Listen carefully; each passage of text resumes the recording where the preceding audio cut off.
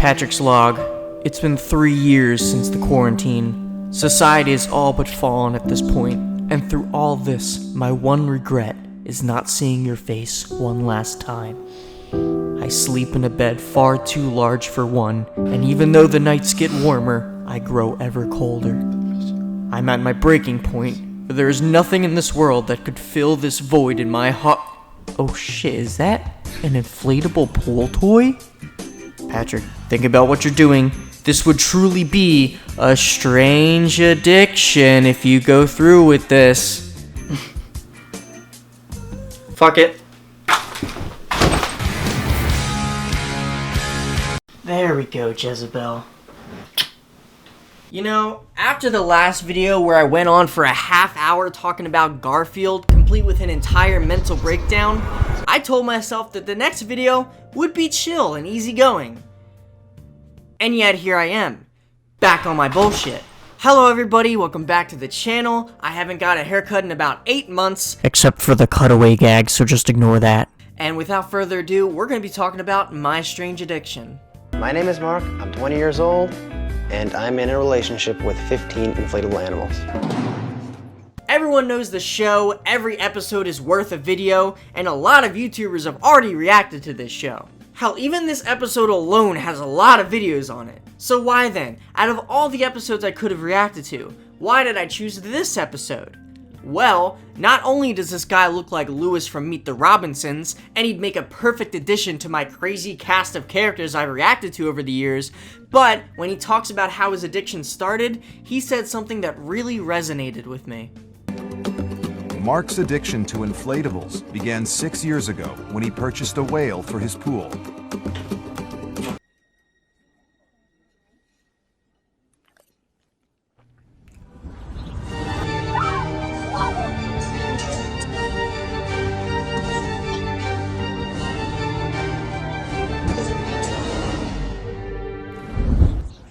That's right, September 6, 2010, 12-year-old Patrick makes a video called Attack of the Skorca, where he and his friends are hunted down by the very same inflatable whale that he first fell in love with. It's one of my oldest and most proud videos, and honestly talking about it today is great. I want any excuse to bring it up.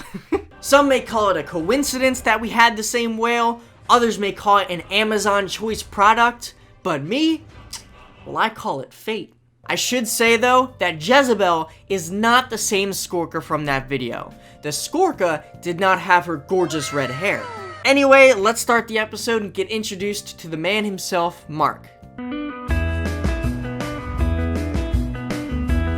My name is Mark, I'm 20 years old, and I'm in a relationship with 15 inflatable animals.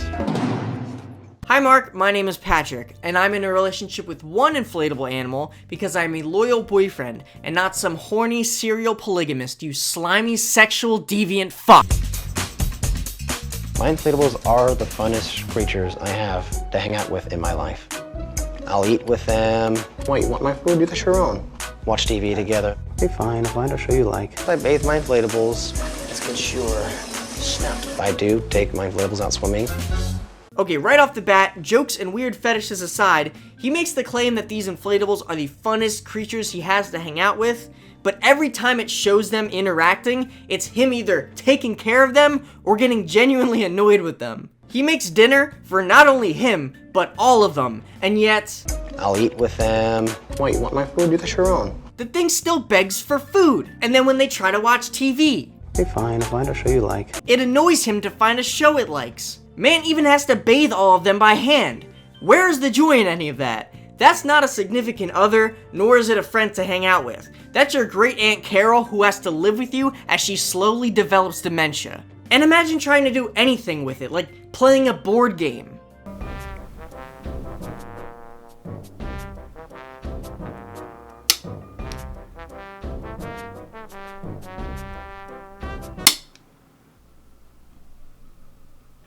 What the fuck? The thing about inflatable pool toys I love is that they're soft, they're cuddly. The bigger they are, the better they are. Kind of means there's more to love. And it's really nice to have somebody to talk to. No, Sammy, you don't get any of my soda, okay? Okay, first of all, the bigger they are, the more there is to love. I gotta say it, we stand a body positive king. But at the same time, we get another instance of them annoying him. He's so in love with these things that even in his own mind are annoying and not respectful to him. I feel like the only explanation to this behavior would be if he had like a, I don't know, really sad upbringing, a real depressing origin story that you'd only find in, oh, I don't know, every American Idol contestant. I was born with glass bones and paper skin. Every morning I break my legs, and every afternoon I break my arms. At night, I lie awake in agony until my heart attacks put me to sleep. Oh, no! There's the sad guitar. Mark first turned to inflatables for love and affection when he was 14 years old. My mother really wasn't there for me when I was a child. First time I hugged my inflatable whale, I actually started feeling all that love and compassion that I never got from my mother. Hey Mom, quick question. Yes. Do you love me? No. Why? Because it's a trick question. Bye. I had a whole thing planned for that where I would tell her to say no. She just does it anyway. Why do I live here? I was gonna literally ask her to say no and then say bye and then jump into the arms of my orca, but sure, let's continue. No, but in all seriousness, assuming the show is actually real, which, let's face it, bit of a stretch, if he's using these inflatables to cope with the void left by an absent mother, then more power to him. He's not hurting anybody, let him be. And besides, everybody has some weird thing they do to cope with their problems. For example, when I get upset, I like to drink 3 times my body weight and practice different poses for when the day finally comes. We all deal with our issues in our own wacky ways. This guy just likes inflatables. Get off his back. Say every one of my inflatables has a different personality. A little down today, don't you? Some like different types of music, some don't. Some like to just be lazy and sleep all day. I would say they get along together pretty well. So they all have different personalities, and they all get along together. Does that mean that there was an option in which they all wouldn't get along together? Like when he's not home, does the shark call the serpent a snake-ass looking-ass bitch? And then the serpent calls the shark a limp-dicked airhead bastard? And then there's a boxing match in the living room? Except since they're inflatables, they wouldn't even have boxing gloves. They would have just fucking sock 'em boppers. Which also begs the question, would sock 'em boppers have a personality as well? And if that's the case, and they're personified, then what is the hole that we're putting our fist in? I don't want to know the answer, but I also do. After that, we are introduced to Lyla the Dragon, his favorite one, and also his self-proclaimed wife. And that's when we're given this stunning revelation. But Mark and Lyla haven't taken their relationship to the next level yet.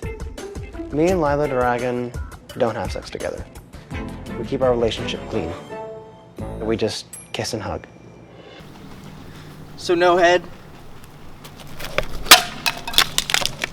Hold on, you're telling me that he cooks for them, takes care of them, they annoy him for his food and TV privileges, and he don't get no bussy? Balloon pussy? I'm sorry, that's honestly a cursed thought and I don't want to think about it. But regardless, me and Jezebel over here, well clearly as you can see, she's got a bun in the oven. A balloon son. And I couldn't be happier. So to skip ahead, Mark talks about the time that he had to de-inflate one of his animals. I don't talk about it much, but I had to get rid of one of my inflatables. He would always get leak after leak in him. So after a while, both me and him kind of just decided, you know what, let you go. Which, by the way, would have been very helpful 10 years ago, Mark, when I was fighting off the Skorca. Where were you?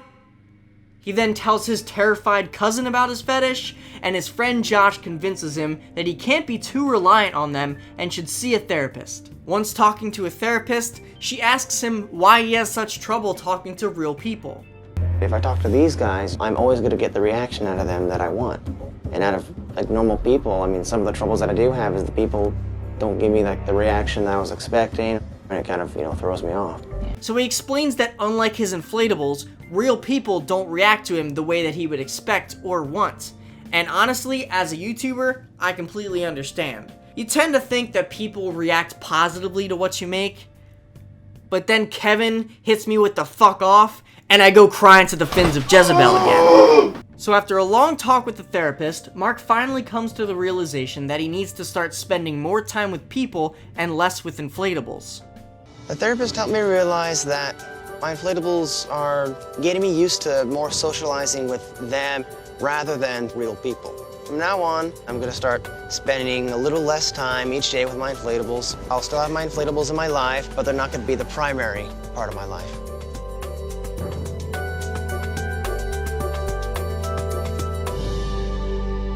You know what? Good for you, Mark. You found something to help you cope through tough times, you were self-aware of the problem and decided to get help, and are making the right steps towards a more healthy life.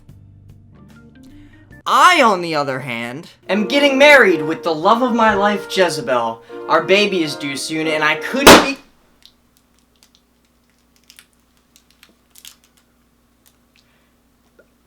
I'm just gonna go.